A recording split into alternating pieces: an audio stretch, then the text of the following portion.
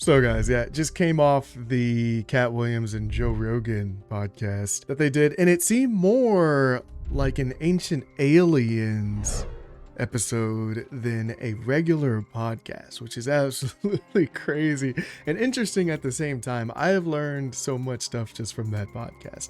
I then had to go and then research myself and then figure out if they're like telling the truth, if Katt Williams is just getting high on the podcast and speaking bullshit into the mic, you know what I'm saying? But it turns out a lot of the stuff is true, you know? Like, it's just random stuff that he talks about, like the Emerald Tablet, how people didn't build the pyramids. Pyramids were like a power plant, you know, rocket hitting the moon. I didn't even know about that. Did you guys know that they made a rocket hit the moon on purpose and then they heard a bell ring? Like what? And then that, like, I don't know, Noah being black, all the stuff like that. Craziness. He's albino, but he's still black, you know? African descent. So I had to go, obviously, deep dive into this stuff. I did a documentary on Katt Williams, and so I'd watched the whole thing, and now I'm just freaking going down the rabbit hole of all this stuff and just looking and seeing what is the correlation between all of these stories. Like, does this stuff make sense? Is it valid? What do you even do with the information that you have, but besides just live a better life? It's just like random information. Just say that if the aliens did build the pyramids, like, what does that have really correlation to my life? I think that's why it's not like super deep dived.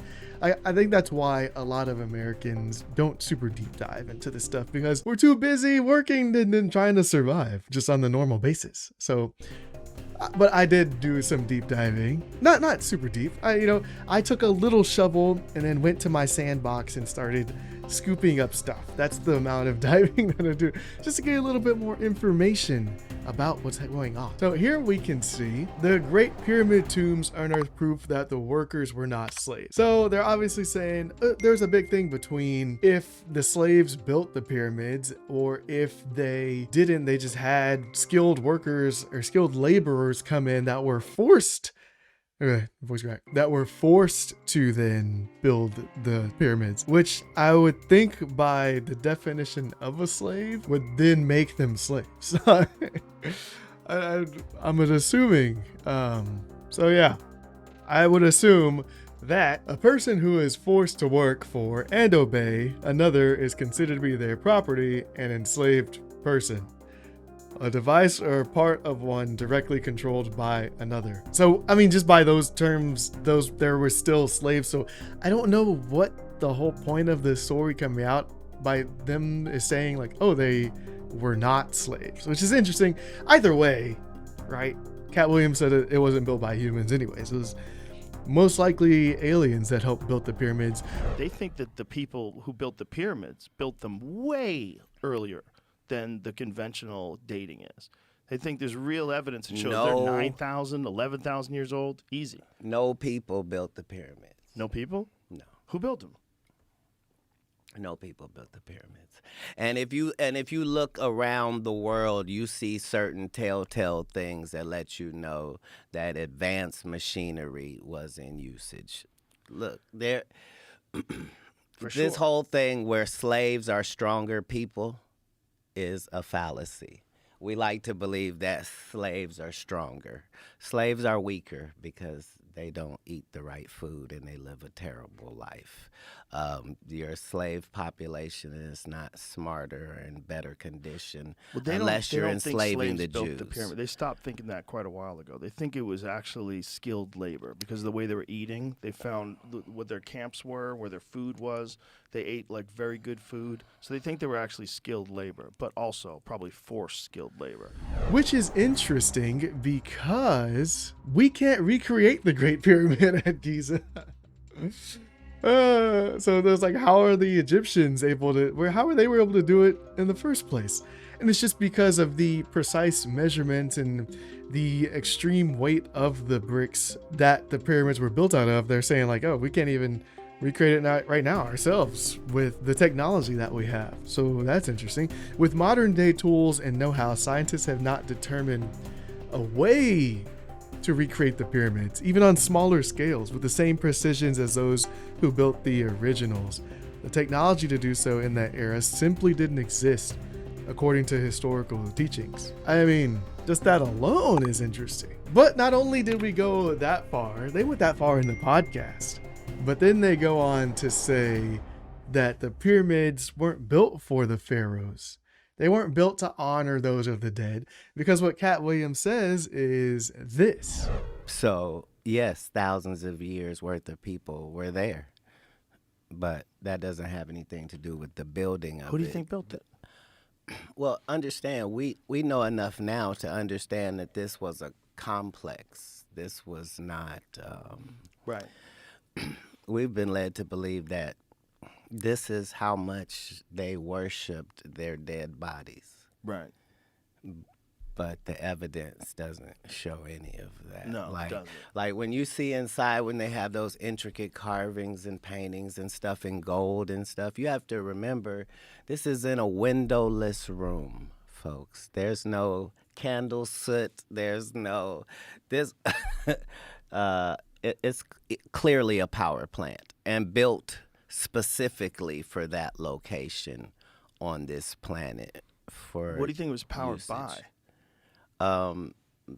The hot water springs underneath. So yeah, us as a human civilization, we're always building stuff for right now, for how are we gonna profit right now? How can we as a civilization in this current moment justify the amount of work that we're putting in? Which makes sense. So if the pyramids were some type of power source or power plant, then that would make sense for that kind of statement.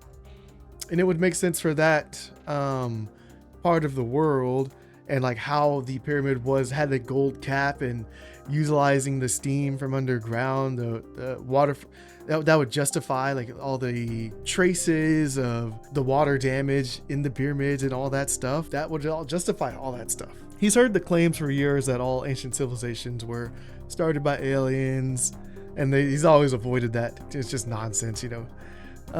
But then you're going down the rabbit hole, and it's like proponents claim the Great Pyramid may have acted as a giant battery, using power generated from aquifers beneath the structure.